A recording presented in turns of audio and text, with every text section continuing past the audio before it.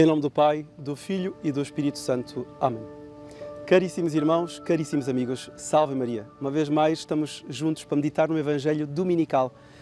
E este é o domingo 17º domingo do tempo comum.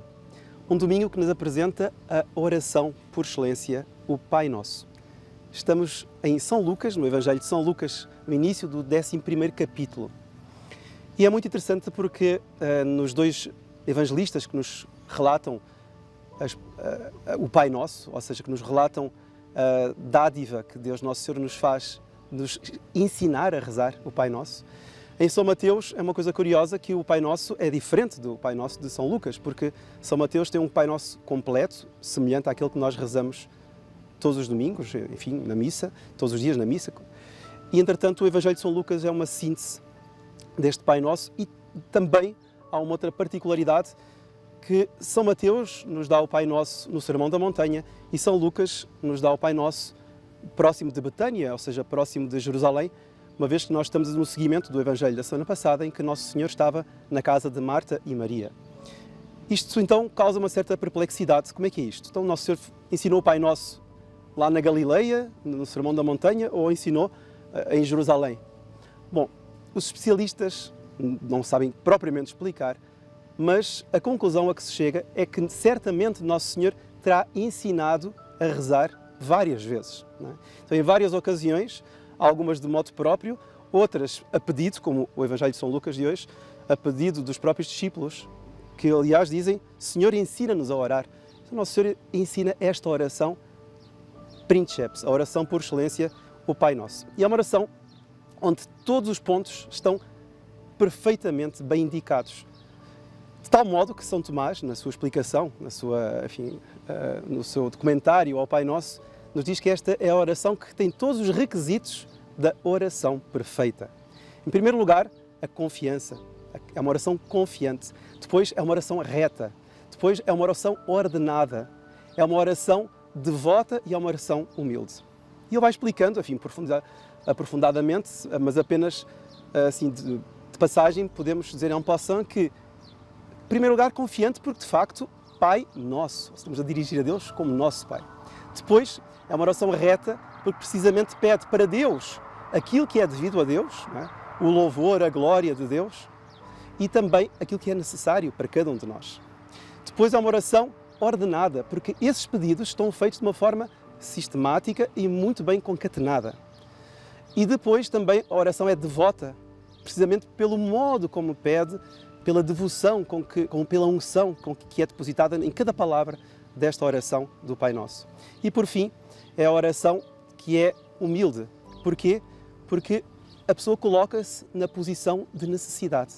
Não é? Precisar de algo que só o Pai do céu, não é? O Pai bondosíssimo que está no céu, é que nos pode conceder. Bom, então esta é a oração por excelência, e a oração que Nosso Senhor hoje, aqui no Evangelho de São Lucas, ensina os seus discípulos, a pedido deles próprios. Senhor, ensina-nos a orar como João Batista ensinou também os seus discípulos. E Jesus então diz: quando orardes, dizei Pai Nosso. De facto, aqui o Evangelho de hoje, São Lucas, não diz Pai Nosso, diz apenas Pai santificado seja o vosso nome.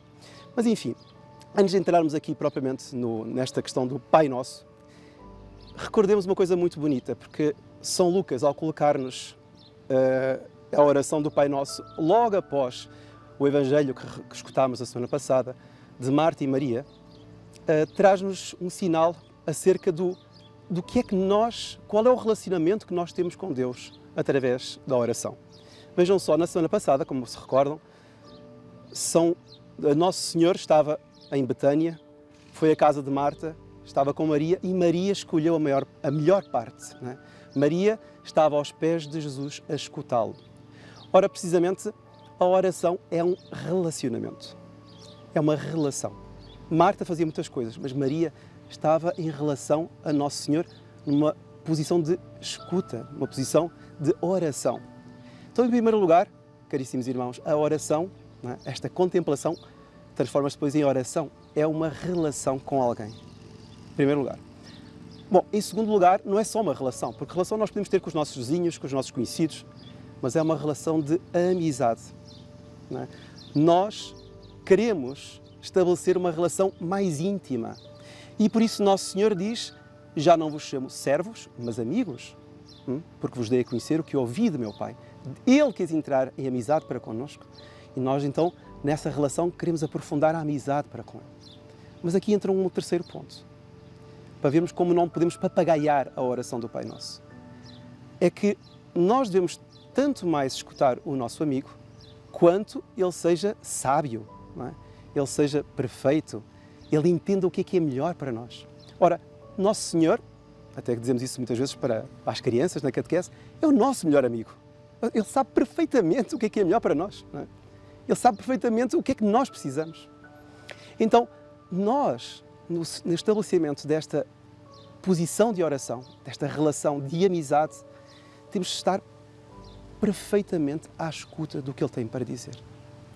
Então temos de estar atentos. Então, por isso nós devemos pensar duas vezes quando, por exemplo, vamos a uma cerimónia, estamos em casa e simplesmente, vamos dar aqui um Pai Nosso, estás no céu. Não, espera aí. Com quem é que eu estou a falar? Eu estou a falar com Deus. E estou a falar com aquele Deus que se fez meu Pai, que quis que eu me tornasse seu filho e, mais ainda, quis ser meu amigo, né? Quis estabelecer esta união de almas para comigo. Quis ter um conúbio de almas para comigo. Então, este é um pressuposto essencial, né, para nós podermos rezar bem. Termos a ideia que estamos a falar com um grande amigo, porventura o nosso melhor amigo, que quer conviver dia a dia, momento a momento, instante a instante connosco. Bom, mas agora, este pressuposto tendo sido colocado, vamos ver então aqui, não vamos ver todas as partes do Pai Nosso, tanto mais que São Lucas tem um Pai Nosso mais sintético, mas vamos ver aqui a questão destas duas palavras, para termos a ideia de quanto devemos ter confiança. Primeira coisa, a palavra nosso, nosso. Uma coisa curiosa é que quando os discípulos perguntam: Senhor, ensina-nos a orar. Quando rezares, dizei assim: Pai Nosso. Veja uma coisa curiosa. Quando Nosso Senhor falava com o Pai, ou se referia ao Pai, falando com os discípulos, nunca disse o nosso Pai. Não é? Por exemplo, quando Ele vai ascender aos céus, Ele disse: subo para o meu Pai e vosso Pai, o meu Deus e o vosso Deus. Depois, o meu Pai trabalha a cada momento e eu também trabalho. Quer dizer, são inúmeros os momentos em que Nosso Senhor fala do Pai, mas é o seu Pai. E quando diz para nós estabelecermos relação com o seu Pai, diz: rezai assim, Pai Nosso. Mas isto porquê? Qual é a diferença? Bom, a diferença fica muito clara, teologicamente, é porque Ele, de facto, Ele é, digamos, por natureza, o Filho de Deus. Não é? Então, Ele e o Pai têm uma relação única, por natureza. Nós, por adoção, através do batismo, nós, de facto, também somos filhos dele, mas temos de ter também esta noção da irmandade. Todos nós, sobretudo batizados, somos irmãos. Mas há esta diferença, de facto, muito grande entre Ele, Filho de Deus, e nós, filhos adotivos de Deus. Ele é o Filho por natureza, nós por adoção. Bom, mas há uma outra coisa muito bonita também aqui na questão do Pai Nosso, que é um facto marcante na história da relação entre Deus e os homens. É que, de facto, os judeus, quando olhavam para Deus, não viam Deus como um pai. Quer dizer, Deus é tão superior, Yahvé, Elohim, os nomes de Deus eram pronunciados com temor, com um rigor. Havia um nome de Deus que nunca se pronunciava, de tal sagrado. Ele é de tal modo sagrado que não se pode pronunciar o nome de Deus. E por isso, conceber Deus como Pai é algo completamente inédito no Novo Testamento. Se pegarem, por exemplo, na Sagrada Escritura, na Bíblia, veem que no Antigo Testamento as referências a Deus enquanto Pai e ao povo, ou cada um enquanto filho, são breves, raríssimas. São meia dúzia de referências. Deus é Pai. Quase não existe. Se forem ver no Novo Testamento, são cerca de 170 referências, não é? A Deus enquanto Pai e nós enquanto filhos. É uma diferença descomunal. Quer dizer, nós vemos que Nosso Senhor estabeleceu uma nova ligação entre Deus e os homens, uma nova confiança. E depois há ainda mais esta particularidade. É que vejam que a palavra que Ele utiliza para se referir ao Pai é uma palavra que é um aramaico, porque ele falava em aramaico, raríssimo, porque ele diz Abba. Abba não é propriamente o aramaico para se referir ao pai, não é aquela palavra abstrata pai, não. Abba é na linguagem, digamos, corrente, não é? Linguagem coloquial, que significa paizinho. Não é? É o daddy, é o papá. Então, Nosso Senhor, quando se referia ao seu pai, não é? Quando se referia ao nosso pai e manda-nos rezar, diz Abba, tratem o Senhor dos céus por meu paizinho.